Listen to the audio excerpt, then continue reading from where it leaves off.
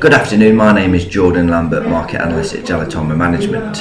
After a volatile week involving big swings, gold finished the week almost unchanged at $13.89 following a Friday post-non-farm payroll surge.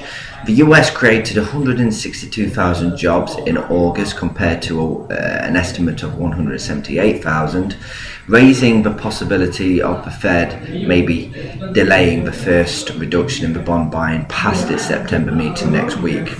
However, much of the market still expects a stimulus cut to be announced on the 17th, 18th of September, given that at-large US economic data has been rather upbeat of late, and also due to the notion that postponing the inevitable and the necessary liquidity withdrawal by an extra month or so is not going to make a huge significant difference.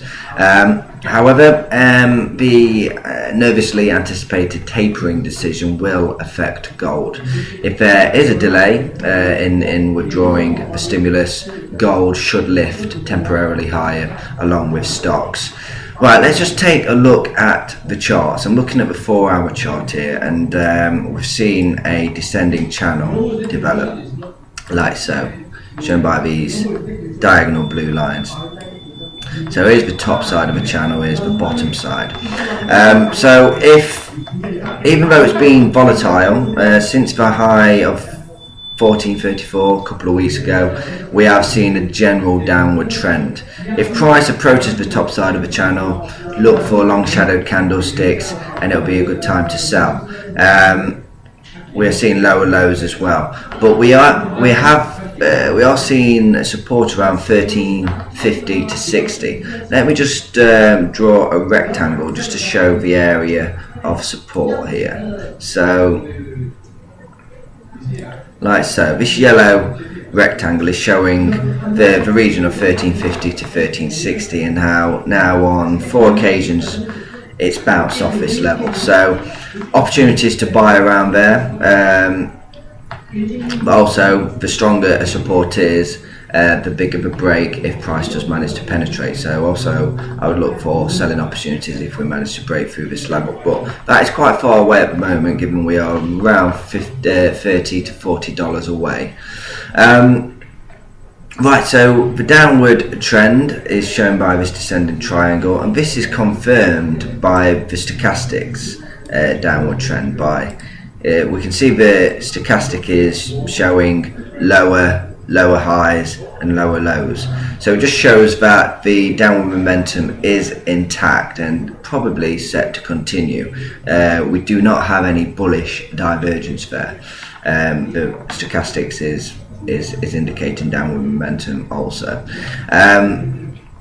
So we look for opportunities to sell. If it approaches the upside of a channel, that will be a prime to sell, especially if we see a shooting star of some sort interacting with this top side of a channel. If we see a break, I would expect that 1434, which was achieved on the 28th of August, could be tested very, very quickly, and this could, if the move is backed up by any escalation in the Syria-US situation, or even poor economic data this week indicating the Fed may actually delay the first stimulus cut, then we could quickly see 1434 surpass very quickly, combined with the break of this descending channel.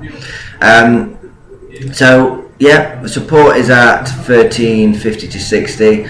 This support would be reinforced if price manages to drop down here and also touch the bottom side of a channel, so we'd get kind of double support there. So but as I say, we are far away from there at the moment, and yeah, just wait for price to interact with one of these lines, resistance, support.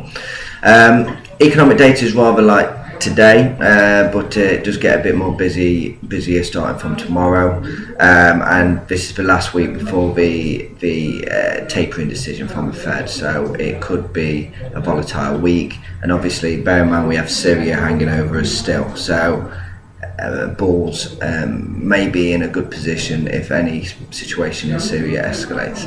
Right, thank you very much for listening to me. I'll speak to you again tomorrow.